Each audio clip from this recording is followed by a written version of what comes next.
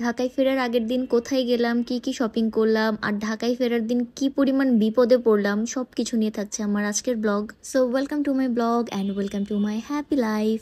Second দিন আমরা যাচ্ছিলাম হচ্ছে ইনানি বিচে। আমরা একটা অটো রিজার্ভ করি আর সবাই মিলে একসাথে চলে যাই।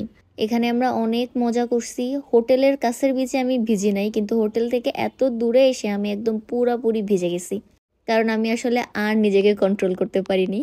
এইখান থেকে ব্যাক করছি পুরোপুরি আধ ভেজা অবস্থায়। আমি আর নিহা অনেক মজা করছি, অনেক ছবি তুলছি। ঘোরাঘুরি শেষে প্রায় বিকালে আমরা ব্যাক করি। ওরা আমাকে একটা জুস কিনে দিচ্ছে, সেটা খেতে খেতে আমি ব্যাক করছি। তখন একদম সন্ধ্যা হয়ে গেছে। আমাদের যে সারাদিন কোন দিক থেকে চলে গেছে ওখানে আমরা নিজেরাও জানি না। হোটেলে ব্যাক করে একটু ফ্রেশ হয়ে আমরা আবার নিচে যাচ্ছি, কারণ এখন আমরা একটু শপিং করব, বাসার সবার জন্য কিছু কেনাকাটা করব।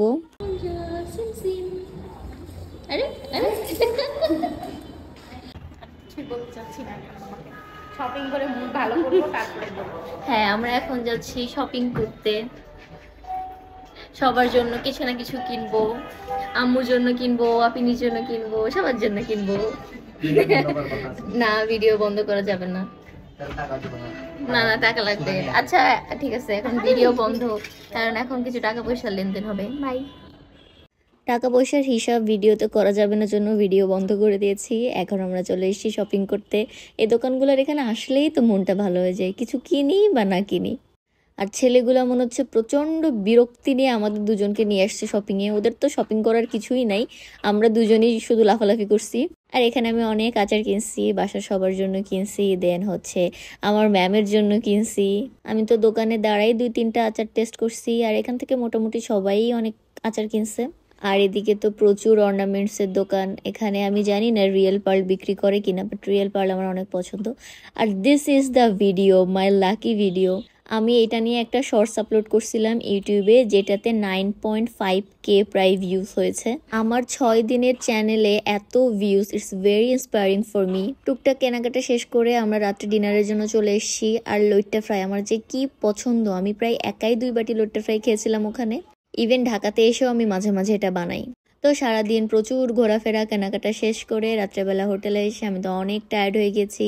এদিকে আবার ব্যাগ ট্যাগও গুছিয়েছি। সকালে ঘুম থেকে উঠেই একদম রেডি, কারণ আমরা এখন বের হব ঢাকার জন্য। এখানে আমি কিছু টুকটাক স্ন্যাক্স নিয়ে নিয়েছি, কারণ সারাদিন আমরা আজকে বাসে থাকবো। আর যারা কিনা আমাদের মতন বলদ আছে দুনিয়াতে, তারাই একমাত্র কক্সবাজার থেকে ঢাকায় দিনের বেলা জার্নি করে। আমাদের জীবনটা ওই দিন পুরো শেষ হয়ে গেছে। আল্লাহ, আমি এই জার্নির কথা কোনো দিনও ভুলবো না। সারাটা দিন বাসে এত পরিমাণ অসহ্য লাগছে, আমি বলে বোঝাইতে পারবো না। এখানে রাত তখন বাজে প্রায় 12:30। আমি তখনও যাত্রাবাড়ির জ্যামে আটকায় আছি। বাসের মধ্যে বাচ্চা কাচ্চা কান্নাকাটি করতেছে, এত খারাপ অবস্থা।